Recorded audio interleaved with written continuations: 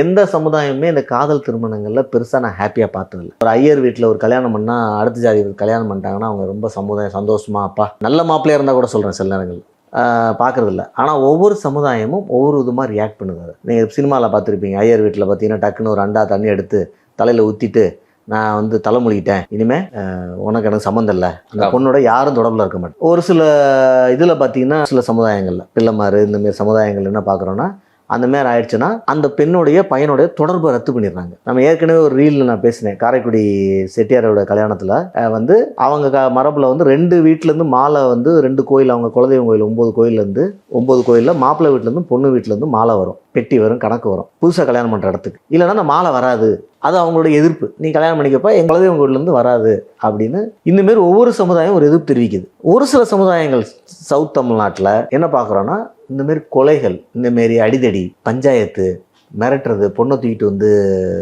வேற கல்யாணம் பண்ணி வைக்கிறது, இந்தமாரி விஷயங்கள்லாம் பண்ணிட்டு இருக்கு. இது இன்னைக்கு இருக்க சமூக அமைப்புக்கு சரியில்லாத விஷயம். உங்களுக்கு பிடிக்கலையா, அந்த பொண்ணு 21 வயசு ஆயிடுச்சு சரியா, அதுக்கப்புறம் அந்த பொண்ணு அந்த பையனும் அந்த ரூட்டில் போகிறாங்கன்னா சமுதாயங்கள் உங்கள் சமுதாயத்தை காப்பாற்ற வேண்டிய பொறுப்பு எந்த இளைஞனுக்கும் இல்லை. எந்த ஜாதியையும் காப்பாற்ற வேண்டிய பொறுப்பு, வாழ்க்கையை காப்பாற்ற வேண்டிய பொறுப்பு தான் உனக்கு இருக்குது. சமுதாயத்தில் இருக்க மற்றவங்களுக்கு இல்லை. இதெல்லாம் பேசும் ஒரு 5 நாள் பேசிட்டு போயிடுவான் எல்லாரும். 15 வருஷம் ஜெயிலில் இருக்க போகிறது அந்த பையன், அவன் வாழ்க்கை முடிஞ்சிடும், அந்த பொண்ணு. ஸோ நான் என்ன சொல்றேன்னா இந்த சமுதாயங்கள் என்ன புரிஞ்சுக்கணும், இந்த மாதிரியான வன்முறை இந்த சமுதாயங்கள்லாம் வழக்கமாக பல 100 வருஷங்களாக கையாண்டுட்டு இருக்க சமுதாயங்களாக இருக்கிறாங்க.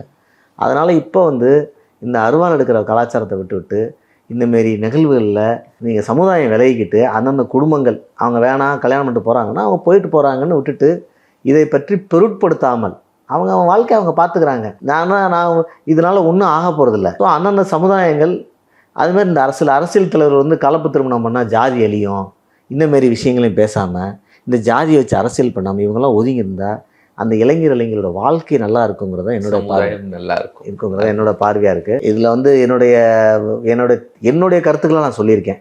ஏன்னா இது நாங்கள் 25 ஆண்டுகளாக மதுரையில் இருந்திருக்கோம், நான் பார்த்துருக்கோம். இது எப்படி போகும்னு நம்ம பார்க்குறோம். ஒரு நாள் வந்து சமுதாயம் மாறணும், சட்டம் ஏற்றணும், அது நான் வந்து லாங் டேர்மில் எது நல்லது, தனிப்பட்ட முறையில் அந்த இளைஞர்களுக்கு என்ன நல்லது. அதனால் காதல் பற்றி சொன்ன கருத்துக்களுக்கெல்லாம் வந்து இவங்கெல்லாம் வந்து பயங்கரமாக கண்டனம் தெரிவிப்பீங்க, எனக்கு தெரியும்.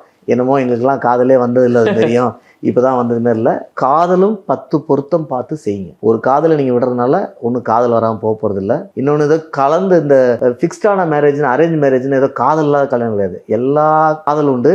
ஸோ 10 பொருத்தம் பார்த்து காதல் வரும் 10. அதனால் ஒரு காதல் போன ஒரு காதல் கண்டிப்பாக வரும்.